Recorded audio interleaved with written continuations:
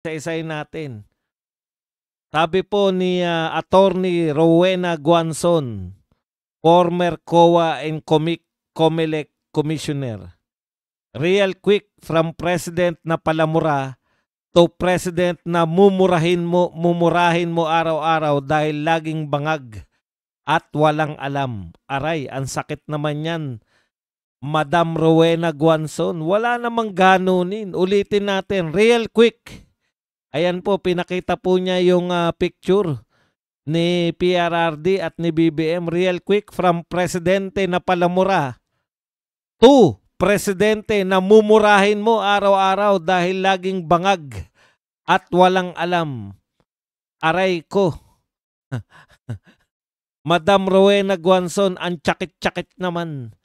At eto po, pinanunod ko po to, no? Live from Araneta Coliseum nung pinakilala po na dumating na si BBM. Grabe.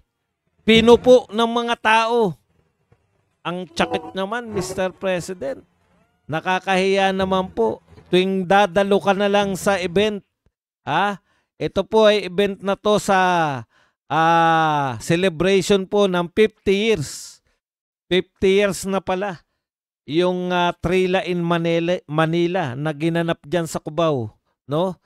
Pinupo si Mr. President ng mga tao. Grabe naman kayo sa ating Mr. President.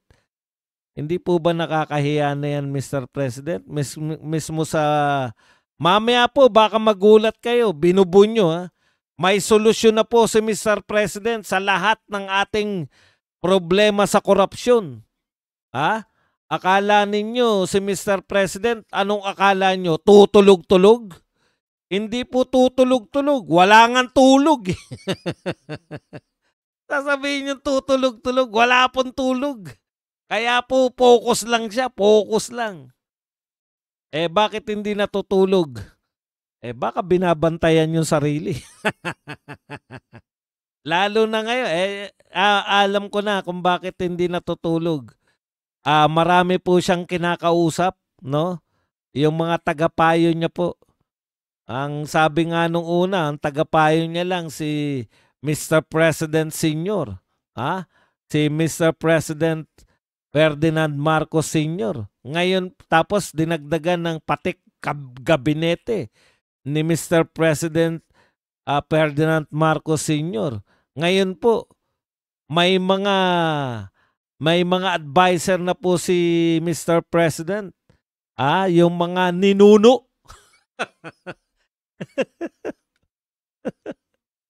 Pati po mga ninuno ay tagapayo na ni Mr. President. Grabe talaga, Mr. President.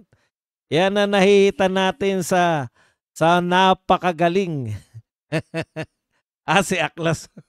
Alam nyo, alam nyo na si Aklas yun. Sabi nga po ng isang addict, dating addict na taga flip top, kaya raw siya hindi natutulog, binabantayan ng sarili. Ayun. Kaya po, wag nyo pong masabihan na tutulog-tulog yung presidente natin. Mali kayo dyan. Hindi nga raw natutulog. Sabi inamin niya mismo na hindi na siya nakakatulog sa paglutas ng problema. Tapos sasabihin yung hindi tutulog-tulog. Mali kayo dyan.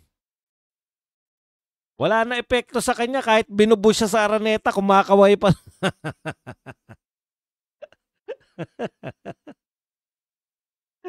Ang lakas talaga ni Mr. President. Okay, ito po.